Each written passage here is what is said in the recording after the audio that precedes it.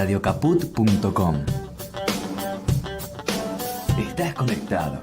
Estás en Caput. Y la culpa no era mía, ni dónde estaba, ni cómo decía. Somos nosotras. Soy la que pinta graffiti pidiendo justicia por todas sus amigas. Somos todas. Yo soy de sangre combativa, mi cuerpo soberana voy rimando. Somos nosotras. Tanto que siente eufórica antes que histérica histórica. El programa de Nelly Minchersky en Caput, con la participación de Andrea Cuellar Camarena. Somos nosotras. Somos nosotras. Los martes a las 16 en Caput.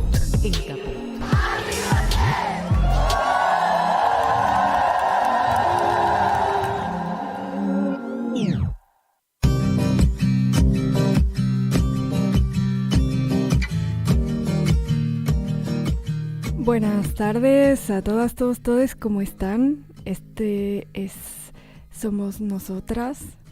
Estamos transmitiendo desde el estudio Chicha Mariani de Radio Caput.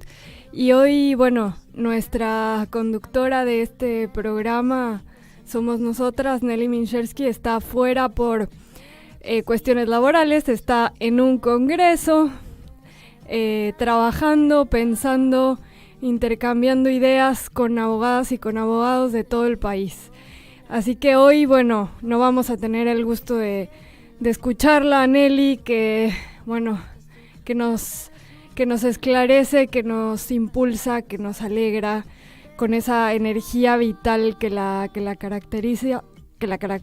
Nelly, te mandamos un enorme beso, abrazo donde estás y saludos a todas y todos los colegas abogadas y abogados que están por allá. Hoy, queremos, como en todos nuestros programas de Somos Nosotras, vamos a adentrarnos en un tema específico que tiene que ver con la justicia, es decir, con el sistema de impartición de justicia, con el sistema de justicia argentino, el poder judicial en sus distintos niveles y concretamente en la falta de perspectiva de género que este poder judicial tiene y que venimos denunciando en este programa. Y para eso estamos en comunicación con la abogada Florencia Piermarini. Florencia es abogada y es una militante feminista que ha llevado adelante causas, que han tenido, un impacto social relevante debido a que, han sido un parteaguas, ¿no? En esta lucha por visibilizar la falta de perspectiva de género en el Poder Judicial. Es una abogada activista de los derechos humanos. Florencia, ¿cómo estás? Bienvenida. ¿Cómo estás, Andrea? Muchas gracias por tamaña presentación. No sé si han partido aguas, pero que intentamos por lo menos que derrame y que empiece a cambiar el sistema, seguro. Cuando hablo en plural, digo que no soy la única, que somos muchas las que venimos trabajando, por lo menos en lo que es el patrocinio de víctimas. En esta causa de la que vamos a hablar ahora estoy junto con Verónica Heredia, con quien también patrocinamos otras causas de similar tenor. Así que gracias, como siempre un gusto hablar con ustedes. Un gusto, Florencia.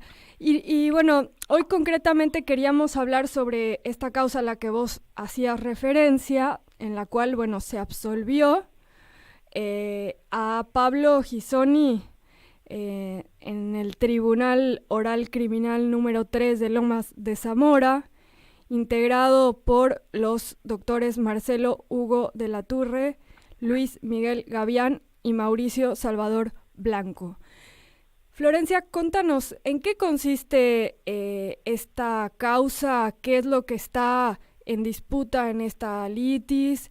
¿Quiénes son, o quién es más bien este imputado que ahora ha sido absuelto?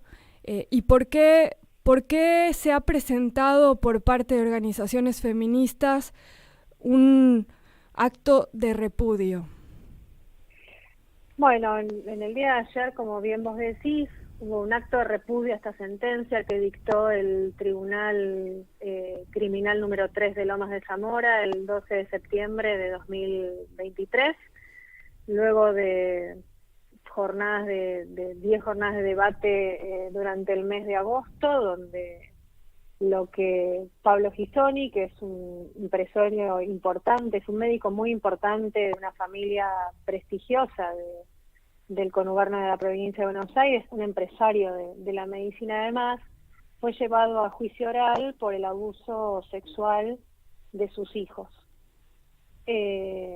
La verdad es que la sentencia que pudimos leer, conocimos los fundamentos el mismo 12 de septiembre, se aparta, pero no solamente de la prueba que hay dentro de la causa en relación a las lesiones físicas que se han constatado en una de las víctimas, sino que también de lo que se produjo durante el debate, ¿no? Que tiene que ver que los síntomas, los relatos de los chicos que los han sostenido y los sostienen desde el año 2016, que es cuando pudieron empezar a contar qué es lo que estaba pasando.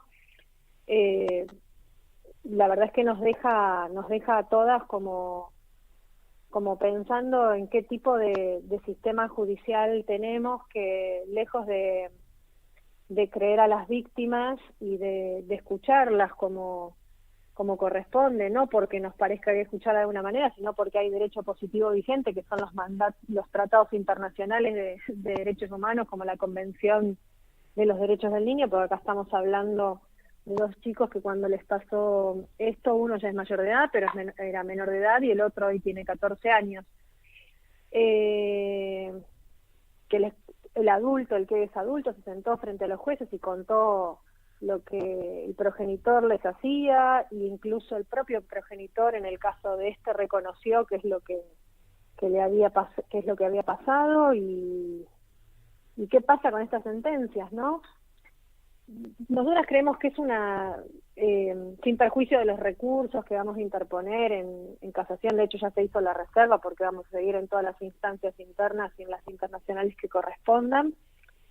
Lo que sí entendemos que en principio es una respuesta corporativa del sistema judicial, porque no nos olvidemos que en la causa de Andrea Vázquez estos chicos fueron arrancados de la casa de su mamá en el año 2012 por una sentencia judicial del Fuero de Familia, y estos abusos fueron cometidos cuando estos chicos estaban a cargo y al cuidado de su progenitor.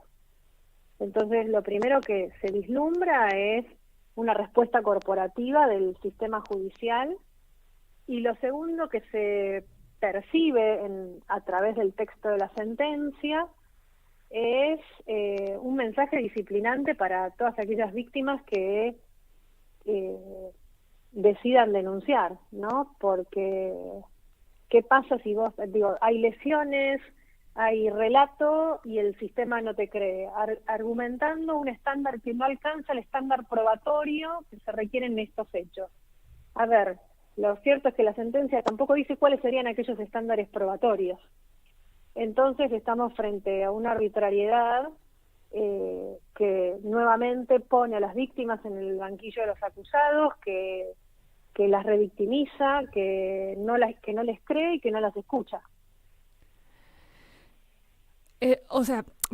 Para ir como desmenuzando lo que decías y que la audiencia pueda, conocer lo que estamos hablando. Vos decías, hay en origen una causa a partir de la cual se separa a estos chicos de su madre y quedan a cargo del progenitor, el cual hoy es absuelto por delitos que le fueron imputados, por los cuales fue denunciado de violencia sexual en contra de sus hijos, y en esta sentencia se considera que no hay pruebas suficientes para acreditar su responsabilidad en la perpetración de esos delitos. En realidad lo que dicen es que los hechos están probados, lo que dicen que con las pruebas que hay no alcanza. Ahora, las pruebas que teníamos dentro de la causa declararon todos los profesionales de la psicología que atendieron a los chicos, los profesionales de la medicina que dieron cuenta de las lesiones, de los síntomas que estos chicos relataron, que se sostuvieron a lo largo del tiempo, de la credibilidad de ese relato, de la consistencia, que no fabulaban, que no estaban inducidos. A pesar de que se dio cuenta de todo esto, el tribunal considera que no hay pruebas suficientes. No hay pruebas suficientes para acreditar que él es el responsable, pero sí que existieron esos hechos por los cuales fueron, menoscabados los derechos de estos chicos. En realidad no hay duda sobre la autoría. Las dos víctimas han sindicado siempre a su progenitor. Lo que dicen es que en el caso de una de las víctimas, como refleja ayer el comunicado, es un hecho atípico. Esto quiere decir que no es un hecho de relevancia jurídica para el derecho penal, ¿no?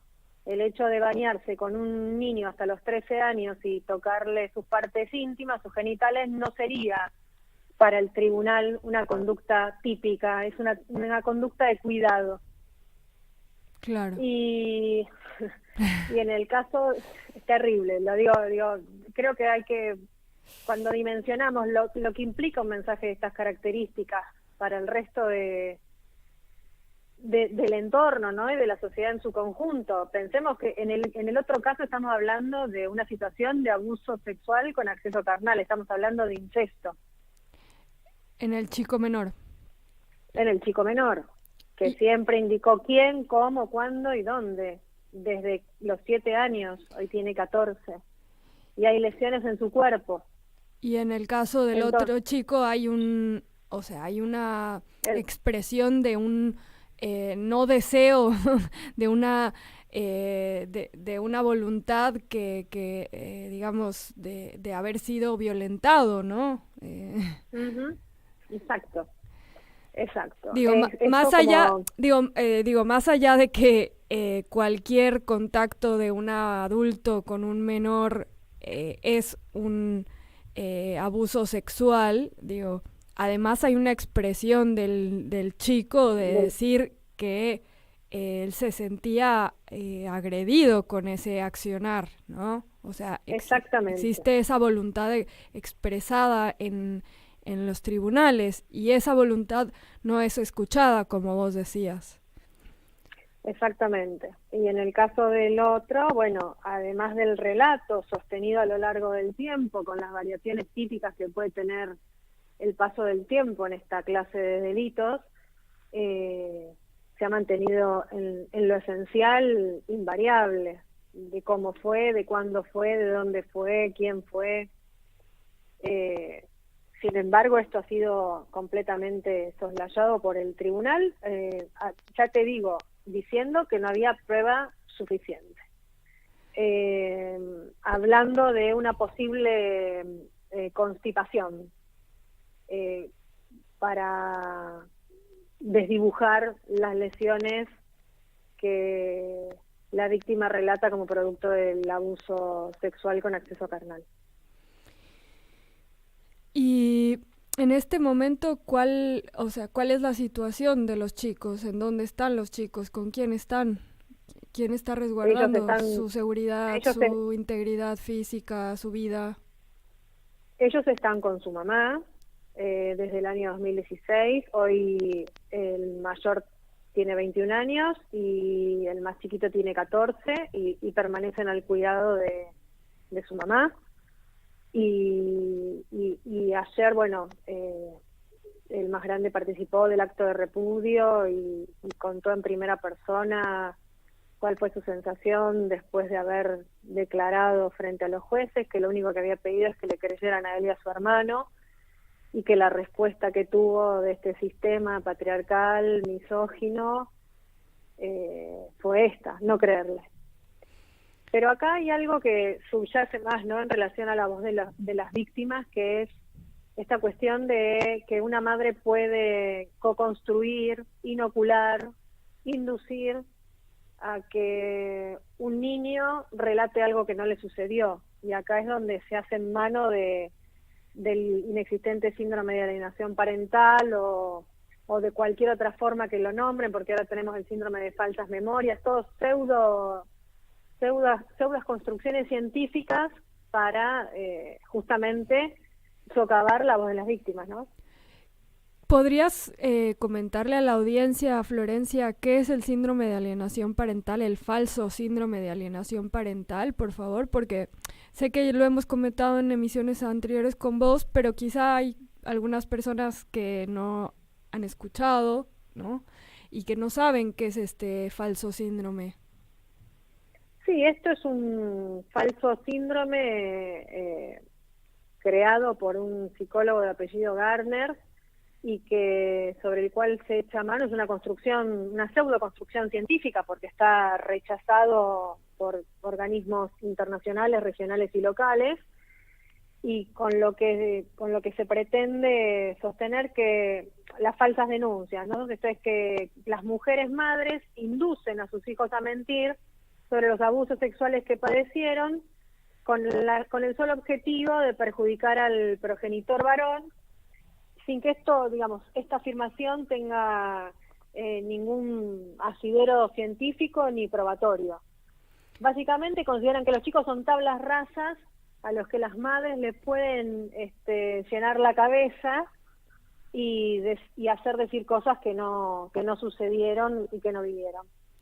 Claro, y en este caso lo que se aduce es que estos chicos han sido manipulados durante años por su madre para que ellos sostengan una versión de abuso sexual por parte del progenitor en contra de ellos.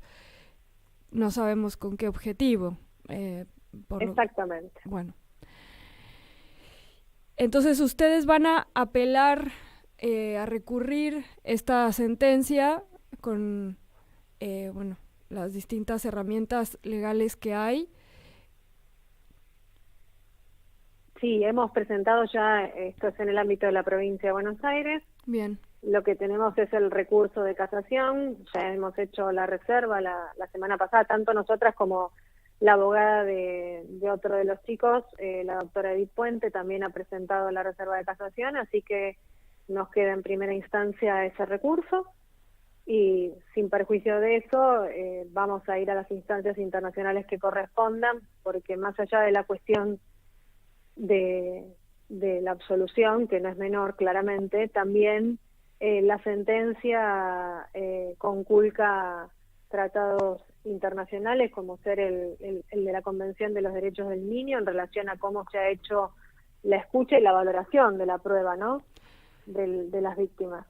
Claro, porque digo esto que dices, que es lo más preocupante, como refieres, no es menor la absolución, pero lo que subyace a todo esto y que es bastante preocupante es ¿qué puede entonces hacer una víctima? ¿Qué puede entonces hacer un niño, una niña, un adolescente que ha sido abusado sexualmente para que le crean? Si no es Exacto. hablar y decir frente a un tribunal y de acuerdo a su derecho consagrado en esta convención internacional que reconoce la importancia y la necesidad de escuchar la voz de las chicas y de los chicos en los procesos judiciales en los cuales están involucrados, mucho más en el caso en el que son víctimas directas, ¿no? Un proceso penal. Entonces, si en un proceso penal no se puede dar credibilidad a una declaración de la propia víctima, nos encontramos ante una situación de vulnerabilidad total y de no poder acceder a la justicia, un derecho humano fundamental que está siendo puesto en crisis por el Poder Judicial. Y que no sabemos además qué es lo que, como decías, qué es lo que espera el Poder Judicial, ¿no? ¿Cuál es ese estándar de prueba que requiere para poder acreditar y comprobar y condenar a una persona que ha sido denunciada por un delito que además sabemos son delitos que ocurren en contextos de lo doméstico, en espacios privados, sin presencia de testigos, ¿no? Y aún así, teniendo la declaración y teniendo pruebas periciales, no es posible para ese tribunal acreditar la responsabilidad. Bueno. Totalmente. Y acá también tenemos algo grave por parte del Ministerio Público Fiscal, que fue retirar la acusación. Digo, esto tampoco nos parece menor. Toda esta prueba se produjo durante el debate en presencia del Ministerio Público Fiscal, y el Ministerio Público Fiscal actuó más como defensa del imputado que en la búsqueda de la verdad, que es la primera obligación por la ley que tiene, y en defensa de los derechos de las víctimas. Claro. Así que hay también para ponderar en instancias internacionales el rol del Ministerio Público en este caso en particular, ¿no? Claro, el Ministerio Público, que es el encargado de velar por los derechos de las víctimas, de acusar, ¿no? De probar la responsabilidad de ese delito que se está denunciando, retira la acusación. ¿Sabemos, dio algún argumento por qué retiraron la acusación? Mira, lo que él esbozó básicamente, que esto era un conflicto familiar, donde los chicos habían sido víctimas de un trajinar judicial, cosa que es cierto y que no fue un hecho controvertido. Esta causa, como te decía antes, arranca en el año 2012 en el Fuero de Familia. Lo cierto es que esto tiene que ver a la conflictiva propia de un divorcio conflictivo, donde además Gisoni ya venía siendo denunciado desde el año 2009 por violencia de género por la mamá de los chicos. Entonces, digo, el 2016 lo que abre es justamente esta nueva instancia en donde ya no hay una conflictiva familiar, sino que lo que hay es la comisión de un delito, del delito más grave. Digo, estamos hablando de una violación, donde los efectos que tiene esta clase de delitos en las víctimas, ayer escuchábamos a Dara Barrancos y la verdad es que lo que ella proponía y propugnaba en base a la imprescriptibilidad de esto es las secuelas semejantes a las de la tortura. No estamos hablando, estamos hablando de un hecho muy grave. Así que el Ministerio Público Fiscal, ya te digo, basó su retiro de acusación en eso, y haciendo alusión inclusive a cuestiones que excedían el marco de lo jurídico y basándolo en sus principios y en su cosmovisión de la problemática, como si apartados completamente de los valores jurídicos que tiene que sostener para acusar o absolver, para pedir la acusación o para pedir la absolución. Acá no se trata de lo que le parecía al representante del Ministerio Público Fiscal en términos de una convicción íntima. Lo que pasa es que lo que nos pasa con estos delitos, que lo hemos hablado un montón de veces, acá se juegan necesariamente las cuestiones convictivas ideológicas en torno a esta clase de delitos, ¿no? La mujer mala que miente para perjudicar al varón y que usa a los hijos para absolutamente lo mismo, y la teoría del complot, porque vos fíjate que desfilaron un montón de profesionales, digo, médicos, psicólogos, psiquiatras, como si fuera una especie de complot para perjudicar a un sujeto. Estamos hablando de gente que participó dentro de las audiencias de debate porque tuvo un rol, ya sea en la escucha de las víctimas, ya sea en el examen de las víctimas en términos médicos. La verdad que suponer que va a haber tanta gente conspirada para perjudicar a una persona, digo, es muy grave. Es muy grave, pero bueno, forma parte de la lógica de cuando hablamos del uso del inexistente síndrome de alienación parental, del síndrome de las falsas memorias. La teoría del complot también es un argumento que se utiliza.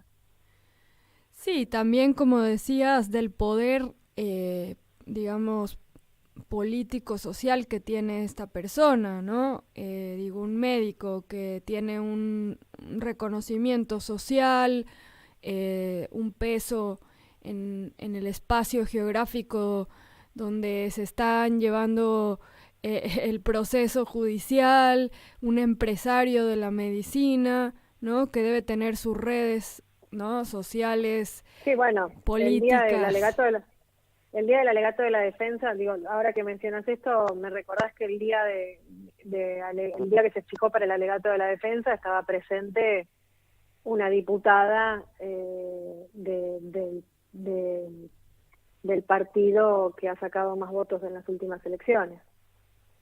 No es casualidad, ¿no?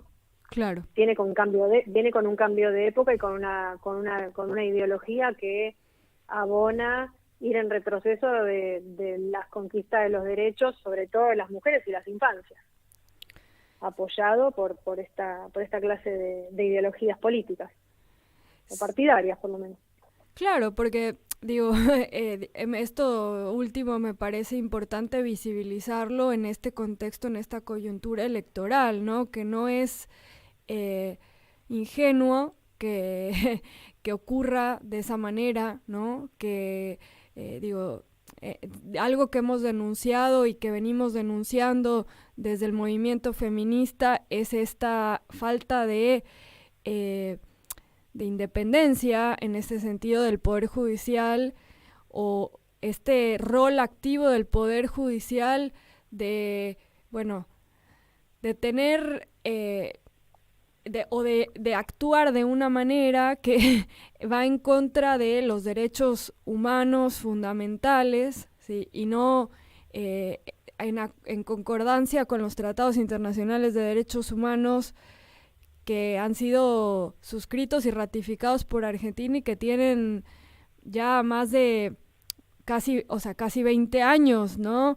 Que hace casi 20 años que son parte del orden constitucional y que son de obligatorio cumplimiento para los 3 poderes del Estado, y que por tanto la mirada de género es algo que es de obligatoria incorporación para todo el proceso judicial, desde cómo se integra, cómo se lleva el proceso, ¿no? Cómo qué pruebas se tienen en cuenta, qué pruebas no, desde qué lugar, y también cómo, por supuesto, cómo se dicta una sentencia. Entonces, pensar que hay quienes acompañan estas sentencias y además están, siendo candidatas o se presentan como una posibilidad de representación, ¿no? De los intereses de un sector de la población,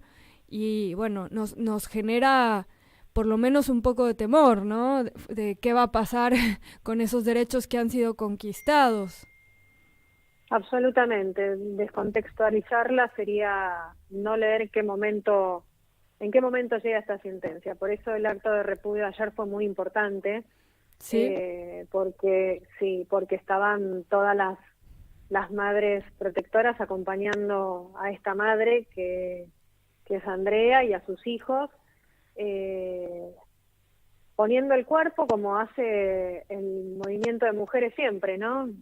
Ayer un poco hablábamos de eso, desde las madres y las abuelas, pasando por la campaña por el derecho al aborto, pasando por el primer paro de mujeres. Siempre ha sido el movimiento feminista el que ha puesto el cuerpo para parar los embates del sistema judicial, que es un sistema patriarcal, que sabemos que cuando se han delineado los códigos tanto de fondo como los códigos procesales, las mujeres hemos quedado afuera de esas discusiones. Claro. Así que creo que es importante, porque también como militantes del movimiento feminista tenemos que recoger esta lucha de las madres protectoras, porque forma parte de la lucha de los derechos humanos, ¿no? En definitiva, como vos decías antes, estamos hablando de derechos humanos que protegen y cuidan a las mujeres, y que cuidan a los niños, niñas y adolescentes. Sí. Tildar de loca a una madre, tildar de una loca, de decir que una madre hace una falsa denuncia, es pretender silenciar esto que sucede, que cuando pasa con estos delitos, sobre todo en el ámbito intrafamiliar, ¿no? Claro, y que se quiere separar, ¿no? Se quiere colocar en este lugar, y que venimos ya escuchando y viendo cómo literalmente estos sectores políticos hablan de ideología de género, se refieren a la perspectiva de género con esta manera de nombrarla que ha sido utilizada en otros países, ¿no? Por los mismos sectores conservadores y reaccionarios, ¿no?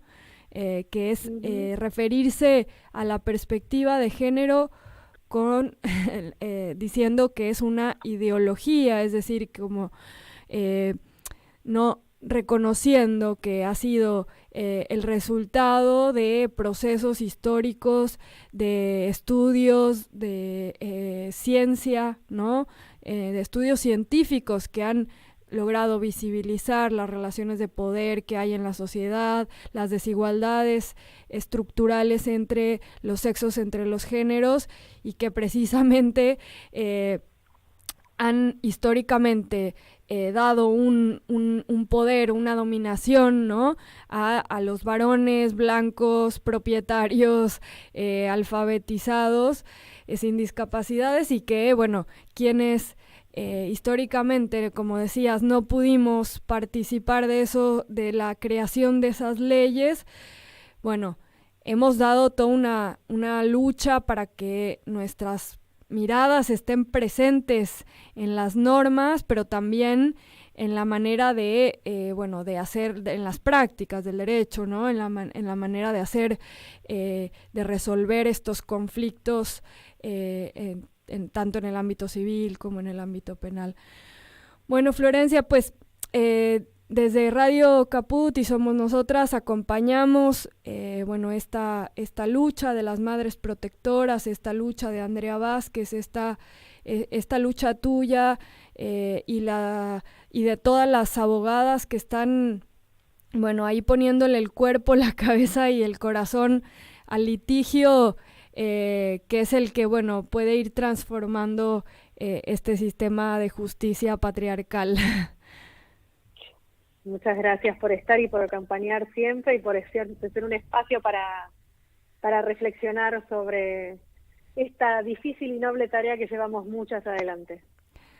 Un gusto para nosotras y un abrazo para ustedes y adelante, mucha fuerza y estamos con ustedes. Nos vemos el 28 de septiembre en la calle. Un abrazo grande. Un abrazo, Florencia Piermarini, abogada feminista. Y como decía, nos vemos el 28 de septiembre, jueves 28 de septiembre. Nos vemos en las calles. Vamos a marchar desde Plaza de Mayo. A las 16 horas nos encontramos en Plaza de Mayo y marchamos desde Plaza de Mayo hasta el Congreso. Quienes no puedan llegar a Plaza de Mayo a las 16, vamos a estar a las 18 en el Congreso con un pañuelazo, ¿no? En este día que es el día de la visibilización de la causa que nos mueve, que es la defensa por nuestros derechos sexuales y reproductivos y la interrupción voluntaria del embarazo, pero es un motivo para que el movimiento feminista nuevamente se reagrupe, se organice y muestre su fuerza en este contexto y en esta coyuntura electoral que, como decíamos con Florencia hace unos minutos, está presentando propuestas que pretenden retrotraer los derechos que hemos conquistado durante todos estos años de lucha, esta historia que tenemos por construir una sociedad más igualitaria para todas y para todos. Les mandamos un abrazo muy fuerte y nos vemos la próxima semana, nos escuchamos la próxima semana. Podemos irnos con un poco de música, Martín. Cerramos entonces Somos Nosotras con un poco de música y no olviden, si quieren recibir Infosiberia, el noticiero por WhatsApp para enterarse de todo lo que está pasando, envíen un WhatsApp, envíen un mensaje al 11 32 05 88 13. 11 32 05 88 13 y ahí van a recibir las noticias en su celular y siempre, todos los días con noticias de actualidad sobre temáticas de género por parte de Lucía García Etzitzón. Así que, bueno, nos vemos acá la próxima semana en Somos Nosotras. Les mandamos un beso grande y gracias, Martín Lonza, por la operación.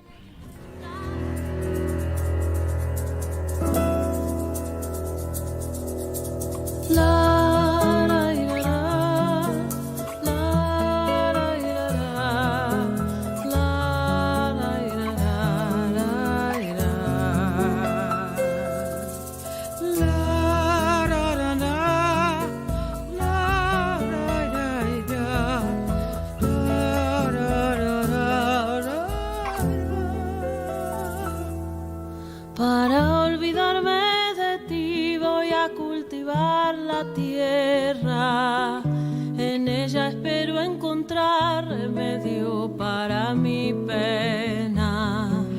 Aquí plantaré un rosal de las espinas más gruesas, tendré lista la corona para cuando en mí te mueras. Para mi tristeza violeta azul, clavelina roja pa' mi pasión, y para saber si me corresponde deshojo un blanco manzanillón. Si me quiere mucho, poquito, nada, tranquilo queda mi corazón.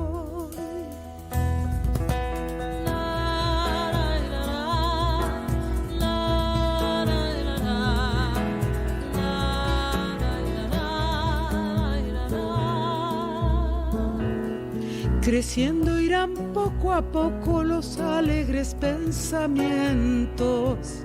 Cuando ya están florecidos irán lejos tus recuerdos. De la flor de la amapola seré su mejor amiga.